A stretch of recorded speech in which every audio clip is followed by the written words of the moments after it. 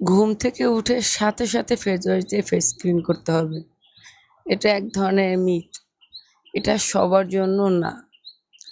যদি আপনি রাতে কোনো ধরনের অ্যাক্টিভ উপাদান ব্যবহার না করেন, যেমন কোনো অ্যাক্টিভ সিরাম বা কোনো অ্যাক্টিভ নাইট ক্রিম, এগুলো যদি ব্যবহার না করেন, তাহলে আপনার ঘুম থেকে উঠে সাথে সাথে ফেস ওয়াশ দিয়ে ফেস ক্লিন করার কোনো দরকার নেই। শুধু পানি দিয়ে নর্মালি আমরা যেভাবে অজু করি, আপনি সেভাবেই ক্লিন করলেই এনাফ। কারণ আমাদের স্কিনে এই যে অয়েলটা আপনি এখন দেখতে পাচ্ছেন, আমার স্কিনে এখন কিচ্ছু দেয়া নেই, একদম কিচ্ছু না। বাট স্কিনে কিন্তু একটা ন্যাচারাল অয়েল কিন্তু চকচক করতেছে। আমি এই ন্যাচারাল অয়েলটাকে অ্যাবজর্ব হতে দিব আমার স্কিনে।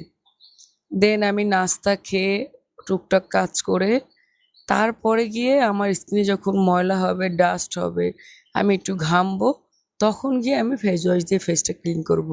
কারণ আমি রাতে কোনো ধরনের অ্যাক্টিভ উপাদান ব্যবহার করিনি।